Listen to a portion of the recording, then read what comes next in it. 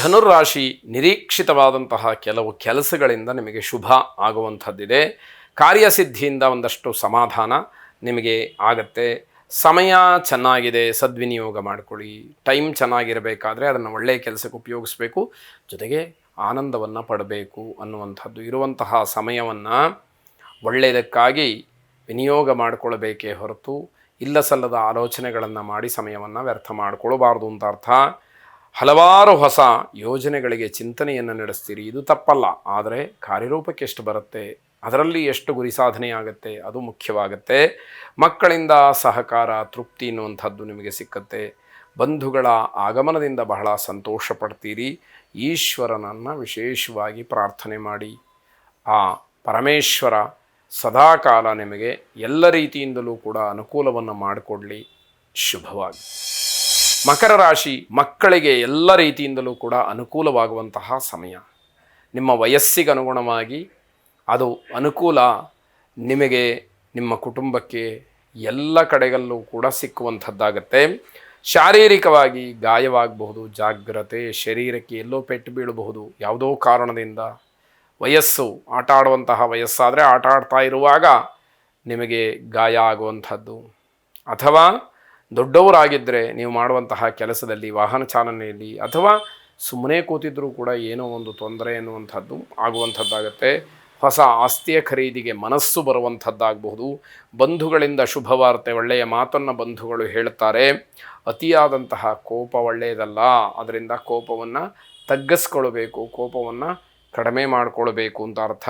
ರಾಜಕೀಯದಲ್ಲಿ ಆಸಕ್ತಿ ಬೇಡ. ರಾಜಕೀಯ ವಿಚಾರಕ್ಕೆ ನೀವು ತಲೆ ಹಾಕಿದ್ರಿ, ಅದು ನಿಮಗೆ ದೊಡ್ಡ ಹೊಡೆತ, ಪೆಟ್ಟು, ತೊಂದರೆ ಎನ್ನುವಂಥದ್ದನ್ನು ತಿಳಿಯಬೇಕಾಗುತ್ತೆ. ಅದರಿಂದ ರಾಜಕೀಯ ವಿಷಯ ಬಂದರೆ ಅಂತರವನ್ನು ಕಾಯ್ದುಕೊಳ್ಳಿ ಅಷ್ಟೇ ಹೊರತು ಯಾವುದೇ ರೀತಿಯ ಆಸಕ್ತಿ ಬೇಡ ಅಂತ ಅರ್ಥ. ಮೃತ್ಯುಂಜಯನನ್ನು ಪ್ರಾರ್ಥನೆ ಮಾಡಿ. ಮೃತ್ಯುಂಜಯಾಯ ರುದ್ರಾಯ ನೀಲಕಂಠಾಯ ಶಂಭವೇ ಅಮೃತೇಶಾಯ ಶರ್ವಾಯ ಮಹಾದೇವಾಯ ತೇ ನಮಃ ಎಂಬುದಾಗಿ ಪ್ರಾರ್ಥನೆ ಮಾಡಿ. ಶುಭವಾಗಿ. ಕುಂಭರಾಶಿ ಸ್ವಯಂ ಉದ್ಯೋಗ ಮಾಡ್ತಾ ಇರ್ತಕ್ಕಂಥವ್ರಿಗೆ ಲಾಭ.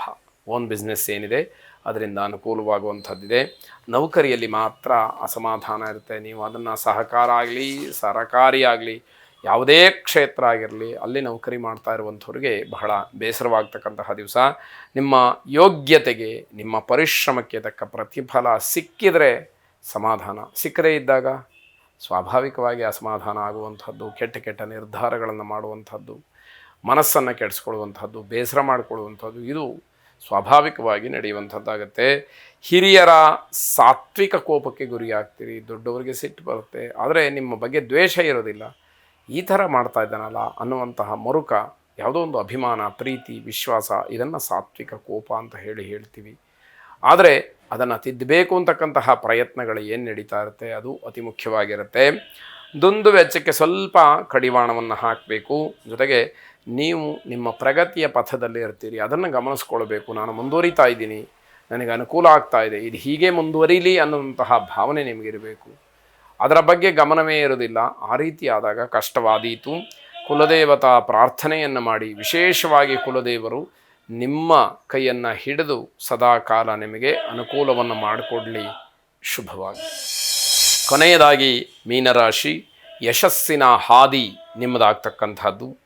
ನಿರಂತರವಾದಂತಹ ಪ್ರಯತ್ನದಿಂದ ನಿಮಗೆ ಒಳ್ಳೆಯದಾಗುತ್ತೆ. ಪ್ರಯತ್ನವನ್ನು ಮಾತ್ರ ಯಾವುದೇ ಕಾರಣಕ್ಕೂ ನಿಲ್ಲಿಸಬಾರ್ದು. ಮರಳಿ ಯತ್ನವ ಮಾಡು ಅನ್ನುವಂತಹ ಮಾತು ಸದಾ ನಿಮ್ಮಲ್ಲಿ ಜಾಗೃತವಾಗಿರಬೇಕಾಗತ್ತೆ. ಹಣಕಾಸಿನ ಸ್ಥಿತಿ ಚೆನ್ನಾಗಿರತಕ್ಕಂಥದ್ದು. ನಿರುದ್ಯೋಗಿಗಳಿಗೆ ಸಮಸ್ಯೆ ದೂರವಾಗ್ತಕ್ಕಂಥದ್ದು. ಹಾಗಾಗಿ ಉದ್ಯೋಗದ ಯಾವುದೋ ಒಂದು ಆಸೆ, ಆಕಾಂಕ್ಷೆ ನಿಮ್ಮಲ್ಲಿ ಗಟ್ಟಿತನವನ್ನು ತಂದುಕೊಡ್ತಕ್ಕಂಥದ್ದಾಗತ್ತೆ.